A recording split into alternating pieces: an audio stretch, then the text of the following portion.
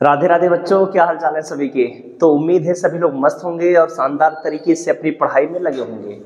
आज आपको हम कराएंगे चैप्टर 3 जिसका नाम है करंट इलेक्ट्रिसिटी। इससे बोर्ड में आने वाले 5 इंपॉर्टेंट डेरिवेशन कि ऐसे कौन कौन से 5 डेरिवेशन है जो आपको बोर्ड्स में जाने से पहले जरूर तैयार करके जाने हैं। तो देखिए, जो पहला टॉपिक आपको अच्छे से आना चाहिए, ड्रिफ्ट वेलोसिटी और इसका एक्सप्रेशन क्या होता है। बोर्ड के लिए बहुत इंपॉर्टेंट है, प्रीवियस ईयर में कई बार जा चुका है। तो चलिए यहीं से शुरुआत करते हैं ड्रिफ्ट वेलोसिटी की। तो बच्चों देखिए, ड्रिफ्ट वेलोसिटी का मतलब क्या है। जैसे देखिए, कोई कंडक्टर है, एक कोई कंडक्टर है। अब कंडक्टर में पता है कि प्रेजेंट होंगे नंबर ऑफ फ्री इलेक्ट्रॉन्स। अब इस कंडक्टर में सभी इलेक्ट्रॉन मोशन में तो होंगे, लेकिन सबकी वेलोसिटी रैंडम होती है। तो इस पूरे कंडक्टर में इलेक्ट्रॉन की जो एवरेज वेलोसिटी आती है वो 0 होती है। इसीलिए कंडक्टर में इलेक्ट्रॉन इंडिविजुअली तो मूव करेंगे, बट जो नेट वेलोसिटी होगी हमें 0 दिखाई देती है। इसीलिए नॉर्मल किसी वायर में कभी कोई करंट फ्लो नहीं करती। जैसे आपने कॉपर का वायर लिया, कंडक्टर है बट कोई भी करंट फ्लो नहीं करेगी। अब उसमें अगर करंट फ्लो कराना है तो हमें क्या करना पड़ेगा, इसे ज्वाइन करना पड़ेगा एक बैटरी से। अब इसे हमने ज्वाइन कर दिया बैटरी से, इधर माइनस चार्ज इस तरफ प्लस चार्ज। अब देखिए क्या होगा, जैसे आपने पॉजिटिव चार्ज दिया तो ये वाला एंड पॉजिटिव होगा, ये वाला एंड नेगेटिव होगा। अब हमें क्या पता है कि जो इलेक्ट्रॉन्स हैं ये हमेशा हाई, देखिए इलेक्ट्रॉन्स इसके अंदर है, ये वाला एंड पॉजिटिव, ये वाला एंड नेगेटिव। तो इलेक्ट्रिक फील्ड किस तरफ से किस तरफ, पॉजिटिव से नेगेटिव की तरफ, इलेक्ट्रिक फील्ड इस तरफ। अब इलेक्ट्रिक फील्ड अगर इस तरफ है तो हम बात करते हैं इलेक्ट्रॉन पे लगने वाले फोर्स की। तो देखिए, जो इलेक्ट्रॉन है ये है नेगेटिव पार्टिकल, और नेगेटिव पार्टिकल पे जो फोर्स लगता है वो इलेक्ट्रिक फील्ड की अपोजिट डायरेक्शन में। तो जितने भी इलेक्ट्रॉन्स हैं सब पर इलेक्ट्रिक फील्ड की अपोजिट डायरेक्शन में फोर्स लगेगा। अब इस फोर्स की वजह से जितने भी इसके अंदर इलेक्ट्रॉन है एक कांस्टेंट वेलोसिटी से एक डायरेक्शन में चलना स्टार्ट करेंगे, और वही जो कांस्टेंट वेलोसिटी होगी उसी को हम बोलेंगे ड्रिफ्ट वेलोसिटी। तो इसके अंदर जो इलेक्ट्रॉन्स हैं एक स्मॉल वेलोसिटी से इलेक्ट्रिक फील्ड के अपोजिट डायरेक्शन में चलना स्टार्ट करेंगे। यही जो स्मॉल वेलोसिटी है इसी का नाम होता है ड्रिफ्ट वेलोसिटी। मान लें कंडक्टर की लेंथ कितनी है, L, इसका क्रॉस सेक्शन एरिया जो है A है। अब ये वाला एंड पॉजिटिव, ये वाला एंड नेगेटिव, इलेक्ट्रॉन इस तरफ जा रहे हैं तो इलेक्ट्रॉन की अपोजिट डायरेक्शन में करंट फ्लो होगी, तो जो करंट है इस तरफ वायर में फ्लो करेगी। और यही तो हमने सीखा है कि करंट, ये वाला एंड हाई पोटेंशियल, ये वाला लो पोटेंशियल, तो करंट हाई से लो की तरफ फ्लो करेगी। तो समझ में आया ड्रिफ्ट वेलोसिटी का मतलब क्या है। ड्रिफ्ट वेलोसिटी होती है a small constant average velocity in the order millimeter per second along the length of wire in opposite direction of electric field, is called drift velocity. और इसकी जो वैल्यू आएगी दैट इज 10 VD, डिनोट करेंगे VD से, और value आती है 10⁻⁻⁴ metre पर सेकेंड, या रेंज लिखें तो 10⁻⁻⁴ से 10⁻⁵ मीटर पर सेकेंड। तो जो ड्रिफ्ट वेलोसिटी है याद रखना है a small constant average velocity in the order millimetre per second. ये वेलोसिटी बहुत ज्यादा नहीं होती, मिलीमीटर पर सेकेंड में। किसके along the length of wire in the opposite direction of electric field. देखिए इलेक्ट्रिक फील्ड इधर है, इलेक्ट्रॉन्स इस तरफ, तो इसी वेलोसिटी का नाम है ड्रिफ्ट वेलोसिटी। याद हो जाएगा। अब आते हैं इसके एक्सप्रेशन पे कि ड्रिफ्ट वेलोसिटी का एक्सप्रेशन क्या आएगा। तो देखिए, एक्सप्रेशन निकालने के लिए सबसे पहले हम बात करें इलेक्ट्रिक फील्ड E है, तो इलेक्ट्रिक फील्ड का एक्सप्रेशन क्या आएगा। हमने पढ़ रखा है इलेक्ट्रिक फील्ड होती है E = V/L, potential difference per unit length, तो E = V/L। तो V की वैल्यू कितनी आएगी, E × L। एक एक्सप्रेशन आपको याद रखना। अब जितने इलेक्ट्रॉन्स है, इलेक्ट्रॉन्स पर फोर्स लग रहा है, अब फोर्स लगेगा तो इलेक्ट्रॉन आगे की तरफ जाएगा, तो इलेक्ट्रॉन एक्सेलरेट होगा। तो एक्सेलरेशन कितना लगेगा इलेक्ट्रॉन पे? Acceleration of electron due to force, तो एक्सेलरेशन का तरीका हमने पढ़ा है फोर्स पर यूनिट मास, यही होता है।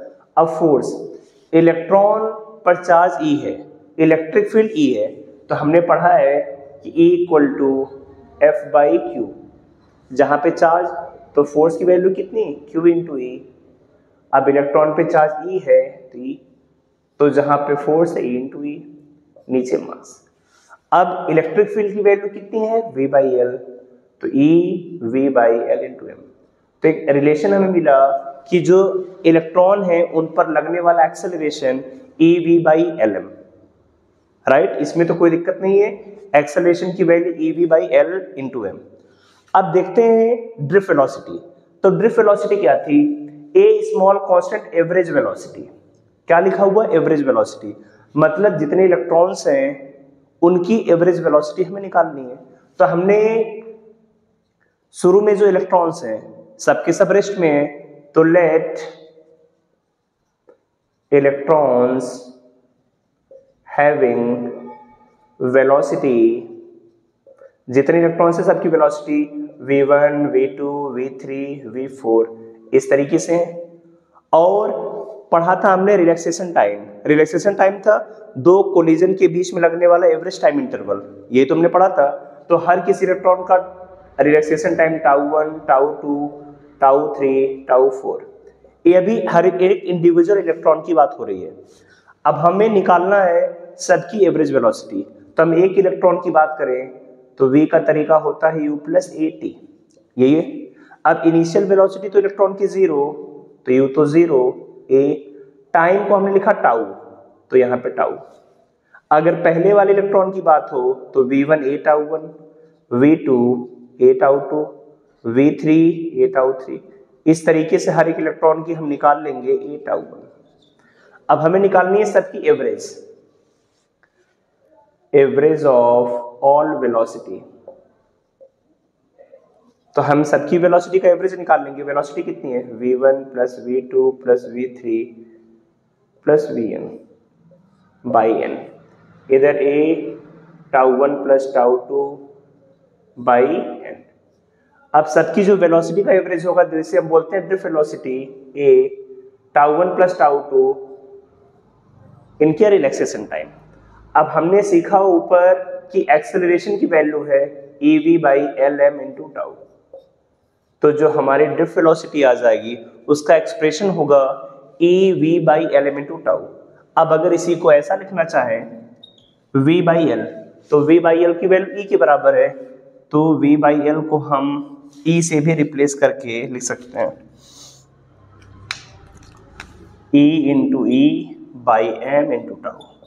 बहुत इंपॉर्टेंट है याद रखना कि drift velocity EE/M into tau, अगर इसी को वेक्टर फॉर्म में लिखें, इन वेक्टर फॉर्म, तो ड्रिफ्ट वेलोसिटी आ जाएगी माइनस का EE/M इंटू टाउ। क्योंकि देखिए वेलोसिटी इस तरफ, इलेक्ट्रिक फील्ड इस तरफ, तो ये आ जाएगा इसका vector representation, drift velocity minus का EE/M इंटू टाउ। तो बोर्ड में के लिए बहुत इंपॉर्टेंट है, इसी बार बोर्ड एग्जाम में आया हुआ था, तो नोट कर डालिए पूरा एक्सप्रेशन। तो चलिए बच्चों हम बात करेंगे बहुत शानदार डेरिवेशन की, जो कि बोर्ड के लिए बहुत इंपॉर्टेंट है कि करंट और ड्रिफ्ट वेलोसिटी में क्या रिलेशन होता है, कैसे रिलेशन को हम डेराइव करेंगे, इसके बारे में समझना है। और इसका सबसे आसान तरीका आपको बताते हैं कि बहुत कैसे आसानी से आप इसे डेराइव कर लेंगे। तो चलिए स्टार्ट करते हैं डेरिवेशन। हमें करंट और ड्रिफ्ट वेलोसिटी में रिलेशन निकालना है। तो हमने कोई कंडक्टर ले लिया और इस कंडक्टर को जोड़ दिया एक बैटरी से, ए नेगेटिव एंड पॉजिटिव। पॉजिटिव को बोलते हैं हाई पोटेंशियल, नेगेटिव को बोलते हैं लो पोटेंशियल। कंडक्टर में पता है कि प्रेजेंट होंगे number of free electrons, number of free electrons. अब एंड पॉजिटिव है तो पॉजिटिव, एंड नेगेटिव है तो नेगेटिव। अब इलेक्ट्रिक फील्ड हमेशा पॉजिटिव से नेगेटिव की तरफ, तो इलेक्ट्रिक फील्ड इस तरफ आएगा। अब हमें क्या पता है कि इलेक्ट्रिक फील्ड की अपोजिट डायरेक्शन में इलेक्ट्रॉन पर फोर्स लगता है, और अगर इलेक्ट्रॉन पे फोर्स लगेगा तो सब के सब इलेक्ट्रॉन एक डायरेक्शन में मूव करेंगे, और इलेक्ट्रॉन जिस वेलोसिटी से मूव करते हैं उसी वेलोसिटी का नाम होता है ड्रिफ्ट वेलोसिटी। इसी वेलोसिटी का नाम है ड्रिफ्ट वेलोसिटी। कंडक्टर की लेंथ हमने मान ली L, और इसका जो क्रॉस सेक्शन एरिया है A है। अब इलेक्ट्रॉन्स इस तरफ जा रहे हैं तो करंट इसके अपोजिट डायरेक्शन में, इलेक्ट्रॉन इधर तो करंट इस तरफ जाएगी। ये है गई करंट, करंट इस तरीके से फ्लो कर रही है। अब डिराइव करने के लिए पहले क्या क्या दिख रहा है बोर्ड में लिखना पड़ेगा। तो लिखने का तरीका क्या है, let us assume a conductor of length small l and cross section area capital A,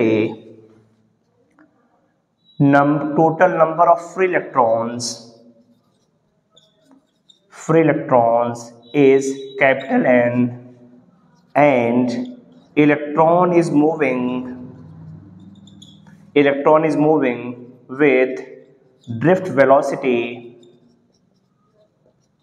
small v, और इलेक्ट्रॉन किस वेलोसिटी से, moving drift velocity vd in opposite direction of electric field, in the opposite direction of electric field, और electron opposite direction में से move कर रहे हैं। फिर हमें क्या करना पड़ेगा, जब इलेक्ट्रॉन अपोजिट डायरेक्शन में है तो क्या रिलेशन आएगा, इसे डेराइव करते हैं। देखिए बहुत आसान तरीका है, लेट कर लिया total, let number of free electrons per unit volume as small n. ये स्मॉल एन बहुत इंपॉर्टेंट है क्योंकि क्वेश्चन में हमें यही दिया रहता है, number of free electrons per unit volume. इसे डिनोट करते हैं एन से, क्या है, number of free electrons, total कितने हैं capital n, per unit volume, और वॉल्यूम बताइए कितना आएगा, एरिया इंटू लेंथ, तो वॉल्यूम है area into length. Small n equal to capital n by a into l, तो कैपिटल एन की value small n a into l, ये आ जाएगा total number of free electrons small n a into l. अब हम बात करते हैं टोटल चार्ज की। तो टोटल चार्ज कितने इलेक्ट्रॉन्स हैं इसमें, total number of free electrons n, और एक इलेक्ट्रॉन पे चार्ज e, तो वैल्यू आएगी n इंटू ई। क्यों, कैपिटल N की वैल्यू कितनी है, n a l इंटू ई, यही आएगा। अब टोटल चार्ज मिल गया तो हम करंट फाइंड आउट कर सकते हैं। करंट का तरीका I equal Q by T, तो Q n a l e by T. अब बताइए जो इलेक्ट्रॉन्स यहाँ से यहाँ की तरफ जा रहे हैं, अगर यहाँ से यहाँ तक जाने में टाइम t लगा तो ड्रिफ्ट स्पीड का तरीका ये भी तो लिख सकते हैं, speed equal to distance by time, और स्पीड है vd, लेंथ है l t, तो l बाई टी की वैल्यू vd के बराबर। देखिए एक्सप्रेशन में l बाई टी दिखा, a वाला I n e a, और l बाई टी आ गया vd।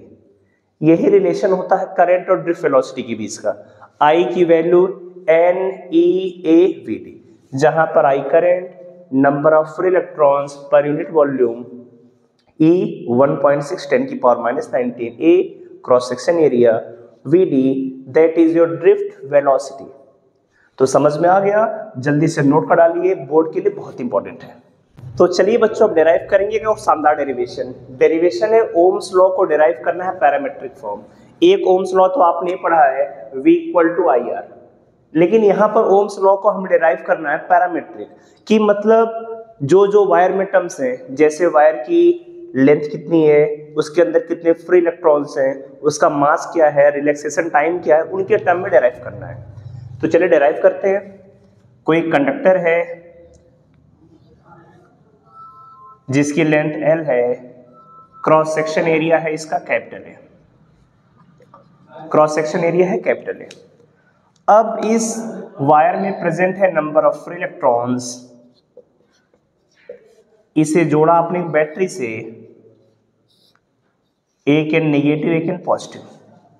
अब इलेक्ट्रिक फील्ड इस तरफ आ जाएगी, पॉजिटिव से नेगेटिव की तरफ प्लस माइनस, तो इलेक्ट्रॉन्स इसकी अपोजिट डायरेक्शन में मूव करेंगे, इस तरफ इलेक्ट्रॉन जाएंगे किस वेलोसिटी से, vd, that will be your drift velocity. अब ड्रिफ्ट वेलोसिटी कितनी आएगी पहले आपको बता दिया है, फिर अभी दोबारा आपको समझाते हैं। अब आपको निकालना है रेजिस्टेंस का फॉर्मूला। क्या रेजिस्टेंस का फॉर्मूला आएगा? तो देखिए सबसे पहले बात करते हैं, जो इलेक्ट्रॉन इस तरफ जा रहे हैं, क्योंकि इलेक्ट्रिक फील्ड इस तरफ है तो इलेक्ट्रॉन पर फोर्स लगेगा, किसकी वजह से, ड्यू टू इलेक्ट्रिक फील्ड। और जो फोर्स आएगा इलेक्ट्रिक फील्ड की अपोजिट डायरेक्शन में, तो इलेक्ट्रॉन पर फोर्स इस तरफ, तो इलेक्ट्रॉन जाएंगे vd वेलोसिटी से। अब फोर्स अगर इस तरफ है इलेक्ट्रॉन पे, तो इलेक्ट्रॉन का एक्सेलरेशन भी इस तरफ आएगा। तो पहले निकालते हैं acceleration, acceleration of electron. Acceleration का तरीका होता है force per unit mass. Force का तरीका q इंटू ई, लेकिन इलेक्ट्रॉन है तो E into e by m. अब जो E है, E होता है v by l, potential difference per unit length, then E v by l into M.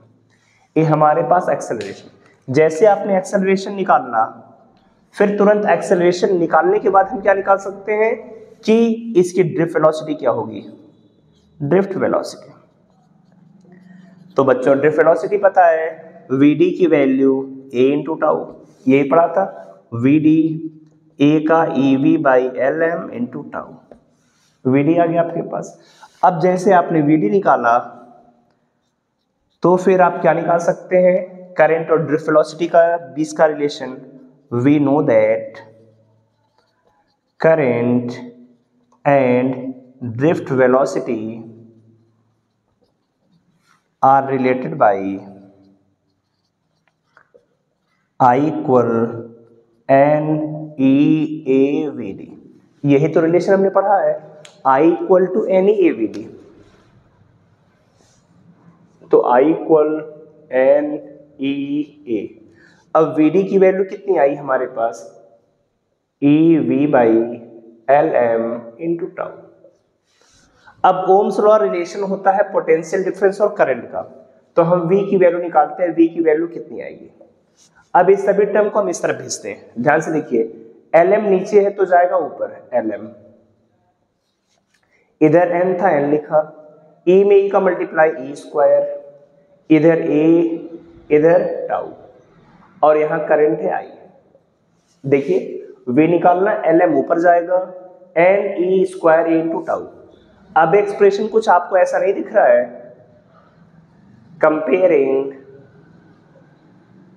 With V equal to R into I, तो आपको दिख रहा है कि V V I I, ये जो R है ये R की जगह पे लिखा हुआ है, तो दोनों को कंपेयर करें तो R की वैल्यू कितनी है, Lm by n e square a into tau, जहां पे L का मतलब है length of conductor, M mass of electron, N number of free electrons per unit volume, E charge on electron, A cross section area, and tau is your relaxation time. Tau का मतलब क्या है, relaxation time, relaxation time. अब relaxation time क्या था, average collision, दो electron के बीच में जब एवरेज कोलिजन हो तो उसका एवरेज टाइम इंटरवल, तो दो कोलिजन के बीच में average time interval, that is relaxation time. तो R equal Lm by n square into tau. अब देखिए ये आ गया रेजिस्टेंस का पैरामेट्रिक फॉर्म। कैसा फॉर्म आ गया, पैरामेट्रिक। अब हमने 10th लेवल पर एक फॉर्मूला सीखा था कि रेजिस्टेंस को अगर लेंथ और एरिया के फॉर्म में लिखना है तो ऐसा लिखते थे, R equal to rho into l by a. भी रेजिस्टेंस का तरीका है, rho into l by a. Rho का मतलब होता था रेजिस्टिविटी या स्पेसिफिक रेजिस्टेंस, स्पेसिफिक रेजिस्टेंस, ये मतलब किसका था, रो का। अब दोनों को कंपेयर करिए, देखिए R R, l by a, l by a, तो जो रो है, रो की जगह पे कितना है, m by n e square tau. Rho equal to m over n square tau. M mass and number of free electrons per unit volume, e charge और tau relaxation time. अब यहाँ से देखिए दो चीजें आपको दिखाई दे रही हैं, जो रेजिस्टेंस है डिपेंड कर रहा है लेंथ और एरिया पर, साथ में मास पर, एन पर, ई पर और टाउ पर। तो जो आर है, आर डिपेंड्स करेगा, R depends length, area, material and temperature. Length पर भी, एरिया पर, मटेरियल का मतलब क्या रिलैक्सेशन टाइम है, क्या उसके अंदर फ्री इलेक्ट्रॉन्स हैं, कौन सा कंडक्टर है, इन पर डिपेंड करेगा। और टेम्परेचर, टेम्परेचर का भी इफेक्ट आएगा। बात हो रजिस्टिविटी की, तो रजिस्टिविटी में क्या है, ना तो लेंथ है ना एरिया, मतलब rho not depends on length and area, it only depends on material, कि कौन सा मटेरियल है, एंड टेम्परेचर, क्योंकि टेम्परेचर बढ़ने पर हमारे टाउ की वैल्यू क्या होगी, बढ़ जाती है, तो टेम्परेचर पर डिपेंड करेगा। तो रो इस फैक्टर पर डिपेंड करता है। तो ये कंप्लीट डेरिवेशन आपको आना चाहिए बोर्ड में डेराइव करने के लिए, जल्दी नोट करा ली सभी। तो चलिए बच्चों, अब हम समझते हैं सेल के तीन इंपॉर्टेंट टर्म्स। तीन इंपॉर्टेंट टर्म कौन कौन से हैं, एक है EMF, electromotive force, terminal potential difference और इंटरनल रेजिस्टेंस। ये क्या होते हैं इनके बारे में। तो सबसे पहले देखिए स्टार्टिंग करते हैं हम इलेक्ट्रिक सेल से। तो इलेक्ट्रिक सेल क्या होती है, cell is a device which convert chemical energy into electrical energy. तो सेल का काम क्या है, केमिकल एनर्जी को कन्वर्ट करना इलेक्ट्रिकल एनर्जी में। किस में कन्वर्ट करेगा, केमिकल एनर्जी को इलेक्ट्रिकल एनर्जी में। अब इसमें देखिए सेल में होता क्या है, सेल में एक लिक्विड फिल होता है, इस लिक्विड को हम बोलते हैं इलेक्ट्रोलाइट। क्या बोलते हैं, इलेक्ट्रोलाइट। इसमें दो मेटल की प्लेट्स होती हैं, एक मेटल पर आता है पॉजिटिव चार्ज और एक मेटल पर आता है नेगेटिव चार्ज।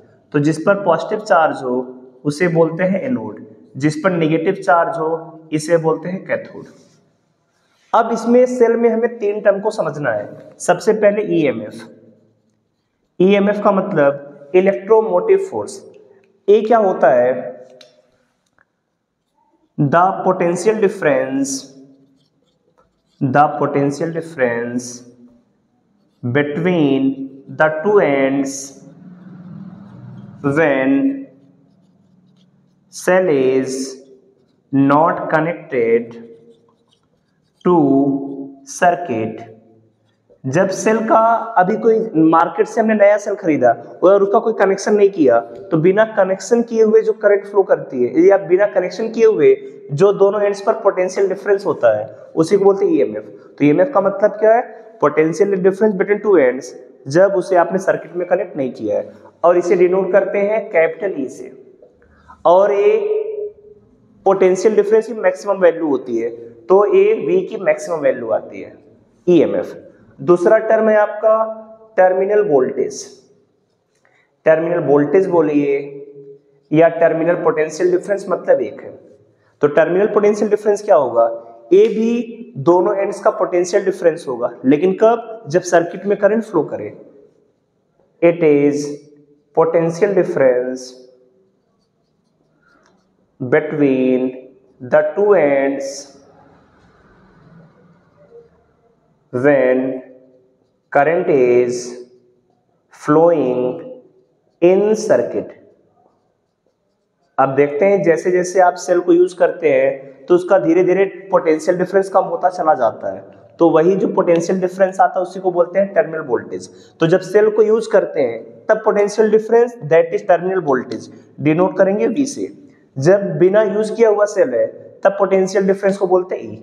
याद रहेगा, दोनों में रिलेशन क्या होता है, V equal to e minus I R. अब देख रहे ई में से कुछ करंट और जो आर है, आर को बोलते हैं इंटरनल रेजिस्टेंस, जो कि सेल का जो इलेक्ट्रोलाइट है वो प्रोवाइड करेगा। अब V और ई और आई आर, अब इसका ग्राफ देखें तो ग्राफ कैसे बनेगा, तो देखिए इधर V बनाया, इधर आपका करंट है, तो ये ग्राफ कुछ ऐसा नहीं दिख रहा है, Y इक्वल टू माइनस का एम एक्स प्लस सी। स्लोप इसका निगेटिव है, देखिए इस तरीके से, ये माइनस एम एक्स आ गया और ये वाली वैल्यू सी की, तो ग्राफ कुछ ऐसा बनेगा इसका। ये जो इंटरसेप्ट होगा वाई एक्सिस पे दैट विल बी ई, इसकी मैक्सिमम वैल्यू। और जैसे जैसे हम करंट को इंक्रीज कर रहे हैं, जैसे जैसे करंट बढ़ेगा V की वैल्यू कम हो रही है, और टाइम के साथ में इंटरनल रेजिस्टेंस भी। तो स्लोप कैसा आ गया इसका? निगेटिव। तो V I E इसकी मैक्सिमम वैल्यू और माइनस R इसका स्लोप। तो ग्राफ इंपॉर्टेंट है, V equal to E minus I R. अब जो तीसरा टर्म है उसका नाम है internal resistance. Internal resistance denote करते हैं स्मॉल r से। ए क्या होगा? अब जो इस सेल का इलेक्ट्रोलाइट है जो रेजिस्टेंस को प्रोवाइड करेगा, इसी को बोलते हैं इंटरनल रेजिस्टेंस। तो इंटरनल रेजिस्टेंस क्या होता है? The resistance offered by electrolyte of cell, the resistance offered by electrolyte of cell is called internal resistance. Internal resistance, it depends on several factors. अब ये कुछ फैक्टर्स पे डिपेंड करेगा। कौन कौन से फैक्टर हैं? अब देखिए, पहला फैक्टर है जो ये दोनों सेल एनोड और कैथोड है, इनकी जो प्लेट्स हैं इनकी बीच की डिस्टेंस कितनी ज्यादा है। तो जितनी डिस्टेंस ज्यादा होगी इंटरनल रेजिस्टेंस उतना ज्यादा। तो हम प्रेफर करेंगे सेल की प्लेट्स पास पास हो। पास पास होंगे तो आर की वैल्यू कम होगी, दूर दूर है तो आर की वैल्यू ज्यादा। दूसरा, आर डिपेंड करेगा कि इस प्लेट को कितना हमने इलेक्ट्रोलाइट में डुबाया हुआ है, मतलब इसका जो एरिया इलेक्ट्रोलाइट के अंदर डूबा हुआ है उसके inversely proportional. R is proportional 1/A, मतलब सेल जितना इलेक्ट्रोलाइट में ज्यादा होगा इंटरनल रेजिस्टेंस उतना कम होगा। जैसे जैसे इलेक्ट्रोलाइट कम होगा इंटरनल रेजिस्टेंस बढ़ेगा।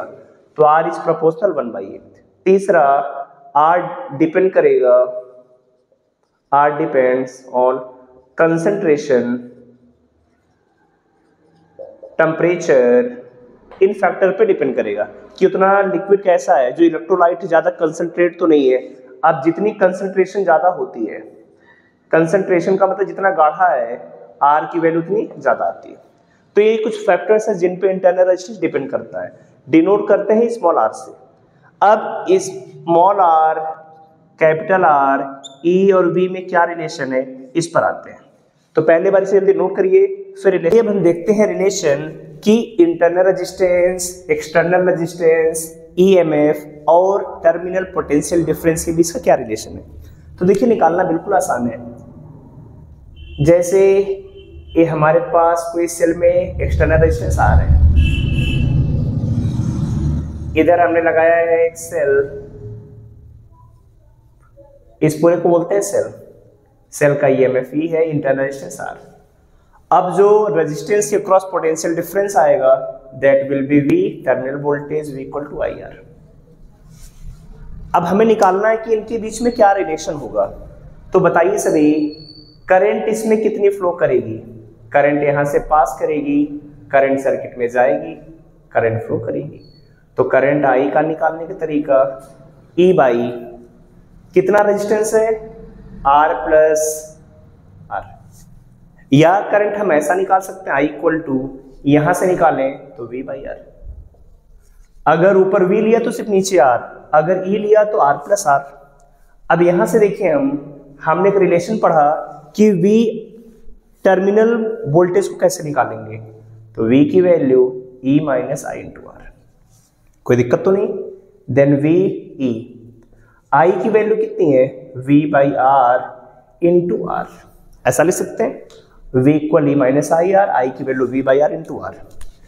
देन इसके आगे इसको इस तरह भेज दिया, V by R into small r की वैल्यू ई माइनस वी।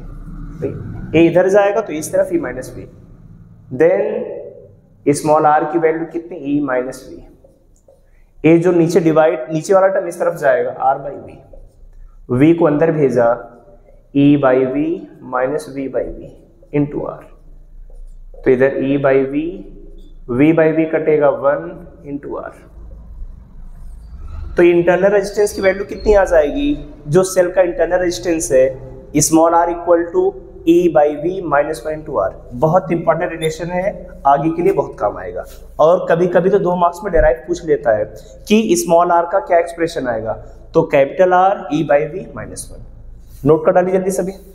तो चलिए बच्चों, हम डेराइव करेंगे कि अगर 2 सेल पैरेलल कॉम्बिनेशन में अटैच है तो उसका इक्विवेलेंट ईएमएफ और R इक्विवेलेंट कितना आएगा। बहुत ही इंपॉर्टेंट डेरिवेशन है बोर्ड के लिए। तो चलिए डेराइव करते हैं। तो देखिए हमारे पास 2 सेल्स हैं।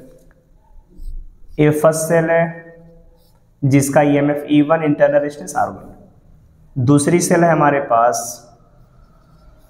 इसका EMF E2 internal resistance R2। दोनों को हमने आपस में कनेक्ट कर दिया और इस तरफ से कोई करंट फ्लो हो रही है। इसे किसी हमने सर्किट से जोड़ दिया होगा तो यहां पर फ्लो हो रही है। अब जो हमने वोल्टेज अप्लाई किया V है, तो इसका भी वोल्टेज V होगा, इसका भी V। क्यों होगा? क्योंकि दोनों पैरेलल कॉम्बिनेशन में, तो V सेम आएगा। इसे हमने बना दिया, इसे भी बना दिया। अब हम बात करेंगे कि V अटैच है, करंट का फ्लो हो रहा है। तो बात करिए पहले वाले सेल में। पहले वाले सेल में देखिए सभी, वोल्टेज की वैल्यू कितनी है? V की value E1 minus I1, current इधर I1 इधर I2, I1 R1 यही आएगी। तो यहां से बताइए I1 की वैल्यू कितनी आ जाएगी? ये I1 R1 इधर आएगा, E1 माइनस V। तो I1 की value E1 minus V by R1, पहले निकाल लिया। दूसरे वाले में बात करें कितना आ जाएगा? तो V की वैल्यू E2 माइनस IR2। ऐसा हम क्यों कर रहे हैं? क्योंकि V की वैल्यू सेम है दोनों में। ये इधर आएगा IR2, E2 minus V, then I2 की value E2 minus V by R2। अब देखिए पूरे सर्किट में करंट I फ्लो कर रही है। I हुई 2 पार्ट में डिवाइड, तो I की हमने 2 वैल्यू निकालेंगे। I equal to I1 plus I2। I1 की वैल्यू कितनी है? E1 minus V by R1 और I2 की वैल्यू है E2 minus V by R2। कोई दिक्कत तो नहीं? अब इसे अलग अलग करते हैं। E1 by R1 minus V by R1, E2 by R2 minus का V by R2, then I equal to E1 by R1 plus E2 by R2, minus का V कॉमन ले लिया, 1 by R1 plus 1 by R2। फिर I इसको simplify किया, R1 R2 LCM आएगा, ऊपर E1 R2 plus E2 R1 minus का V, इधर सिंप्लीफाई किया, R1 plus R2 by R1 into R2, यही आएगा। अब हम क्या करते हैं, इसे इस तरफ भेजेंगे, V R1 plus R2 by R1 R2। तो E इस तरफ आएगा तो माइनस हो जाए, I को इस तरफ लेकर आएंगे तो इधर है E1 R2 plus E2 R1 by R1 R2। I इस तरफ आएगा माइनस का I। थोड़ा इसे सिंप्लीफाई करते हैं हम, R1 R2, इधर E1 R2 plus E2 R1, इसका मल्टीप्लाई करें I R1 R2, नीचे कितना? R1 R2, तो R1 R2 से R1 R2 तो कैंसिल। V की वैल्यू इधर है E1 R2 plus E2 R1, नीचे आएगा R1 प्लस R2, इधर है I R1 R2, नीचे आएगा R1 प्लस R2। क्या अब एक्सप्रेशन कुछ ऐसा नहीं दिख रहा है कि V equal to E equivalent minus I R equivalent? ऐसा ही तो दिख रहा है। E इक्विवेलेंट की वैल्यू कितनी है? E equivalent that is E1 R2 plus E2 R1 by R1 plus R2, और R इक्विवेलेंट की वैल्यू कितनी आ जाएगी? R1 R2 by R1 plus R2। ये वैल्यू R इक्विवेलेंट और ये वैल्यू E इक्विवेलेंट। तो ये दोनों एक्सप्रेशन बहुत इंपॉर्टेंट है। R इक्विवेलेंट निकालना और E इक्विवेलेंट बहुत इंपॉर्टेंट है और बहुत अच्छे तरीके से याद रखना है। जल्दी नोट करा दी सभी। चलिए बच्चों देखते हैं शानदार क्वेश्चन कि व्हीटस्टोन ब्रिज की बैलेंस स्टेट की इक्वेशन क्या होती है, उसे हमें डेराइव करना है किसका यूज करके, किरचॉफ्स लॉ का यूज करके। तो बोर्ड में बहुत कॉमन क्वेश्चन है जो पूछा जाता है, कैसे करेंगे देखते हैं सभी से। तो पहले व्हीटस्टोन ब्रिज बनाते हैं। व्हीटस्टोन ब्रिज क्या होता है, 4 रेजिस्टेंसेस का अरेंजमेंट होता है, 4 रेजिस्टेंस इसमें अरेंज होते हैं एक क्वाड्रिलेटरल के फॉर्म में, और एक चीज जो इसके डायगोनल है, इसके डायगोनल के बीच में लगा होगा एक गैल्वेनोमीटर, और जो दूसरा डायगोनल है इसके बीच में बैटरी लगी होगी और की लगी रहती है। एक कॉम्बिनेशन होता है व्हीटस्टोन ब्रिज का। अब रेजिस्टेंसेस को हमने मान लिया P Q R S। Battery से करंट I फ्लो कर रही है, I करंट जाएगी। अब अगर I करंट इस सर्किट में जा रही है तो यहाँ पर KCL से इसके 2 रास्ते हैं, तो दोनों रास्तों में करंट अलग अलग I1 और I2, ठीक है। करंट I1 इधर, करंट I2 इधर। अब हम बात करेंगे बैलेंस स्टेट। तो देखिए बैलेंस स्टेट वो स्टेट होती है जब कैलोनोमीटर में कोई करंट फ्लो ना करे। इसका मतलब इसके जो एंड्स हैं, अगर हम लिखे A B C D, तो जब B और D का पोटेंशियल डिफरेंस बराबर है तो ये बैलेंस स्टेट में, मतलब गैल्वेनोमीटर में जाने वाली करंट कितनी हो जाए, 0। अब इसे हमें प्रूफ करना है किरचॉफ्स लॉ से।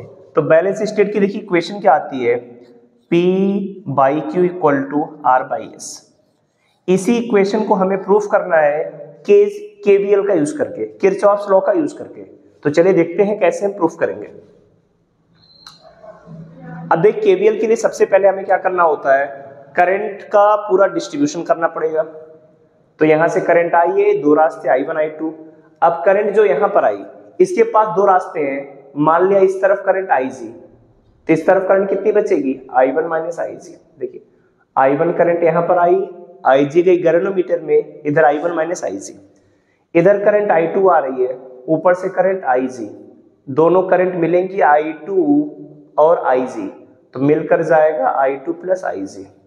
फिर I2 + IG इधर आएगा, इधर से I1 - IG से IG कट जाएगा, I1 + I2, यही करंट आगे जाएगी, और I1 + I2 करंट I के बराबर, और की को हमें क्या करना पड़ेगा, क्लोज, तब सर्किट कंप्लीट है। अब KVL को अप्लाई करने के 2 लूप बनाते हैं। लूप फर्स्ट हो गया, ये लूप हमने मान लिया सेकंड। तो हम अप्लाई करते हैं KVL in loop first. Apply KVL in loop first. तो देखिए पहले वाले लूप को, पहला लूप ये दिख रहा है। अब KVL को अप्लाई करने के लिए किसी एक पॉइंट से हम चलना स्टार्ट करते हैं। मान लिया हम इस पॉइंट से चलना स्टार्ट कर रहे हैं, तो इधर देखिए करंट भी इसी तरफ जा रही है, रास्ता भी इसी तरफ है। करंट और रास्ता सेम डायरेक्शन में हो तो हमेशा जो पोटेंशियल डिफरेंस आएगा वो हमेशा कैसा आएगा, नेगेटिव। तो इधर का रेजिस्टेंस P है, करंट इतना, तो -I1 × P। आगे गए, अब नीचे की तरफ आ रहे हैं, तो रास्ता भी नीचे की तरफ है और करंट भी देख रहे हैं यहाँ पर जा रही है इस तरीके से। तो गैल्वेनोमीटर का रेजिस्टेंस कितना है, G,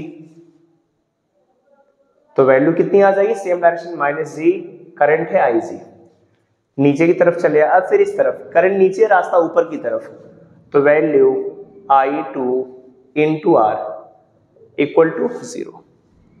अब हमें दिख रहा है कि गैल्वेनोमीटर में फ्लो करने वाली करंट IG की वैल्यू 0 है, तो IG को 0 रखा, -I1P, ये 0 आया तो 0 + I2R = 0।